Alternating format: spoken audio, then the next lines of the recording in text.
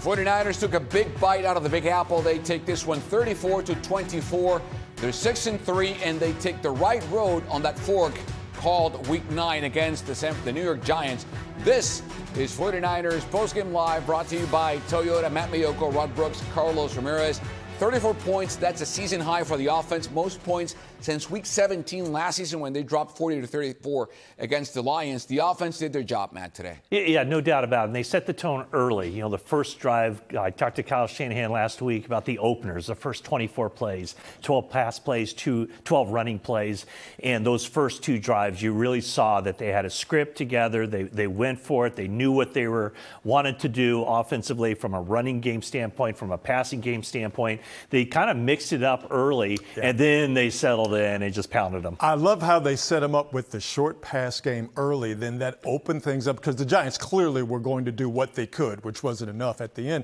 But they were clearly going to do what they could at the beginning to stop McCaffrey from getting ahead of steam at the beginning of the game. The Giants saw that. The Niners saw that. They parried with the short passing game. Then that opened up lanes for McCaffrey. And then the Niners started to get chunk plays. That's what I loved about this offense, is that once they established the run game, they were ripping off plays of 10 yards, 12 yards, 15 yards. They had, by our count, 16 plays of 10 or more yards. The Niners played well offensively. Defense got them the ball back. We saw complimentary football today. We didn't see that last week. I think this season, for forever, we've looked at the games, Matt, and thought, this is not the physical football brand that the 49ers got us used to under Kyle Shanahan. This might be the first really physically imposing outing by the 49ers on the offensive side this year. I think they did it against the Falcons, but they just haven't been able to find that consistency. Dominant, right? Yeah, and it was complimentary football. The way this game started, it looked a lot like it did last week against the Houston Texans, where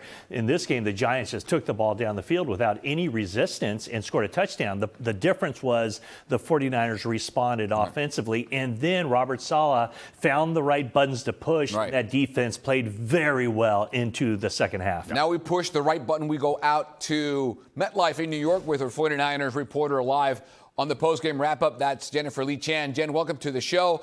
What do you make of the run game? What did you see from Christian McCaffrey and Brian Robinson Jr.? I mean, I think having Spencer Burford there at left guard make a huge difference. The way it opened up lanes, I think it helped stabilize the offensive line, and you saw it on the field. I mean, after a tough game in Houston, this offense really got rolling today. This team is next man up mentality. You mentioned Burford. What about Clelin Ferrell and the other pieces that were just debuting today for the 49ers? Yeah, I mean, that was huge. Clelin Ferrell gets his first sack back with the Niners for the second round. Even though Keon White wasn't there on the stat sheet, I mean, he was there pushing the pocket. He was there on the inside. There are a few different things that I wasn't expecting to see today, though. So it was an interesting game by the 49ers. You see the guys coming in behind me. They were all very excited, especially after such a roller coaster first half of the season. Jennifer, final one. We know we'll get more information down the week on Mykel Williams' status. What did you see from him? Any vibe, any energy coming out of that injury from him? Yeah, I was actually right here in the tunnel when he walked by me, and he was very distraught, put his towel on his face, was kind of saying things that I couldn't hear, but very disappointed, I'm sure.